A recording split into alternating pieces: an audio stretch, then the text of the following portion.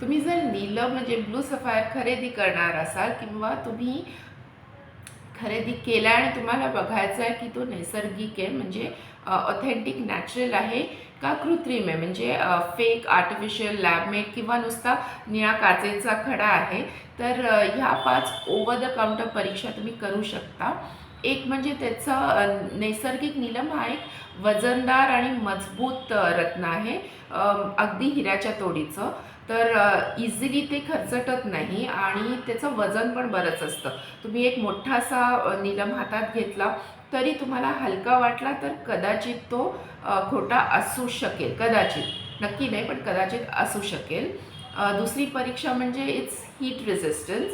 नैसर्गिक Neelam up to 2000 degree सेल्सिअसपर्यंत तुम्ही त्याला तापवू शकता, पण तुम्ही ते तापवणार नाही आहात किंवा ज्वेलरकडे जाऊन ते स्क्रॅच करून नाही बघणार आहात. म्हणून आपल्याकडे ज्वेलर्स लूप असतं ज्याच्यातून आपण रत्नाच्या आत बघू शकतो आणि प्रत्येक नैसर्गिक रत्नाचे काही इन्क्लुजन्स असतात. खूप इन्क्लुजन्स आपल्याला नको असतात, पण अजिबातच पण नको असतात, कारण अजिबात काही इन्क्लुजन्स नसलेला अगदी साफ जर नैसर्गिक रत्न असेल त्याचे 2 अर्थ आहेत की एक तो नैसर्गिक नाही आहे, तो खोटा आहे, आणि दुसरं म्हणजे तो खूप महाग आहे कारण तो खूप रेअर आहे.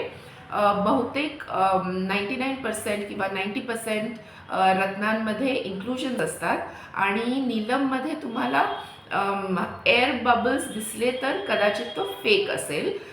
तिसरी परीक्षा माझी आवडती नाही आहे, त्याला ब्रेथ टेस्ट म्हणतात.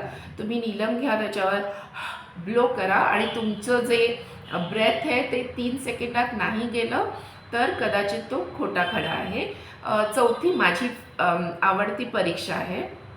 It's called the water drop test. तुम्ही नीलम घ्या आणि त्याच्यावर एक थेंब पाणी टाका आणि जर तो नैसर्गिक नीलम असेल तर ते पाणी तसंच असं खूप गोड एका असं बबलसारखं त्याच्यावर राहील, आणि जर कृत्रिम असेल, जर लॅबमेड किंवा अगदी खोटा असेल तर ते पाणी वाहून जाईल. चौथी परीक्षा म्हणजे रिफ्लेक्शन टेस्ट. तुम्ही एका अंधारात बसा, नीलम घ्या, एक फ्लॅशलाईट घ्या आणि त्या नीलमवर तो फ्लॅशलाईट टाका. जर कृत्रिम असेल, जर आर्टिफिशियल असेल तर बहुतेक वेळा तुम्हाला एक इंद्रधनुष्य रिफ्लेक्शन दिसेल, पण जर नैसर्गिक चांगला नॅचरल ब्लू सफायर असेल किंवा नीलम असेल तर तुम्हाला अत्यंत सुंदर आणि अत्यंत मोहक असं निऑन कलरचं निळं रिफ्लेक्शन दिसेल.